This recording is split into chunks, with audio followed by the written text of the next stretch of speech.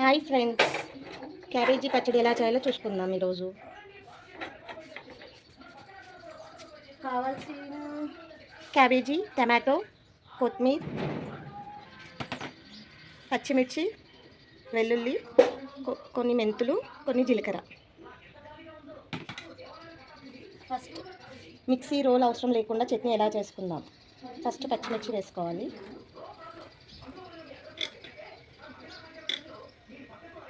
దాంతోపాటు కొద్దిగా జీలకర్ర, కొన్ని మెంతులు, ఎల్లిపాయలు,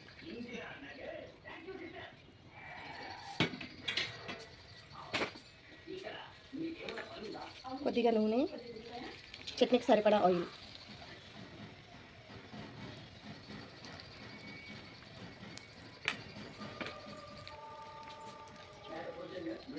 పచ్చిమిర్చి వేసాం కదా, దానికి కొద్దిగా సాల్ట్. ఇవి బాగా స్లిమ్లో వేయించుకోవాలి. బాగా మగ్గాక అప్పుడు క్యాబేజ్ వేసుకోవాలి. కాసేపు ఇలా పెడతాము, మగ్గనిద్దాం.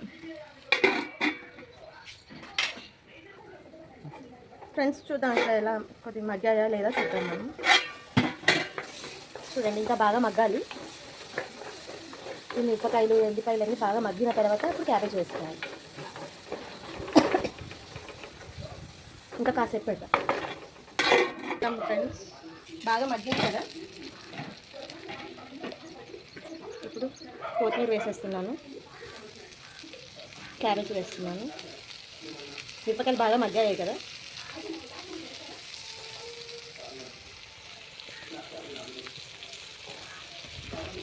టమాటా కూడా వేసేస్తాం.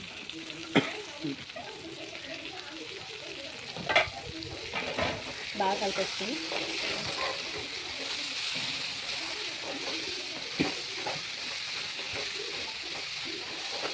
కాస్త మగ్గాక అప్పుడు పసుపు వేసుకోవాలి.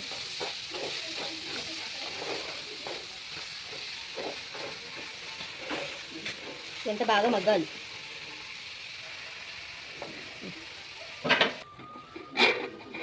ఇప్పుడు కొద్ది మగ్గింది కదా ఫ్రెండ్స్, దీనికి సరిపడే సాల్ట్. ఇంతకుముందు కొద్దిగా వేసుకున్నాం కదా, అది మిరపకాయలకు వేసుకున్నాము. ఇప్పుడు చట్నీకి సరిపడే సాల్ట్.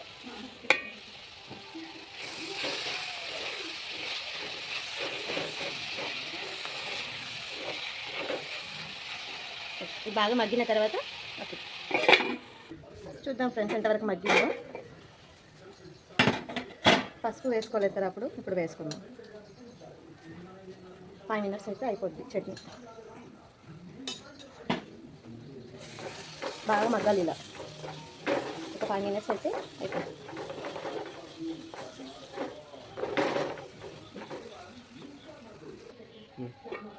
అయిపోయింది ఫ్రెండ్స్ చట్నీ. అంత బాగా మగ్గింది కదా, ఇప్పుడు స్టవ్ ఆఫ్ చేసుకోవాలి. చట్నీ రెడీ. ఇప్పుడు ఇది ఉంది కదా, ఇది పప్పు రుబ్బేదాంతో మనము గిన్నెలోనే ఇలా అనుకోవాలి. కట్టేసుకొని ఇలా గిన్నెలోనే ఇలా రుబ్బితే చట్నీ రెడీ. ఇష్టం ఉన్న వాళ్ళు పోపు పెట్టుకోవచ్చు, లేదంటే ఇలానే తినేయచ్చు.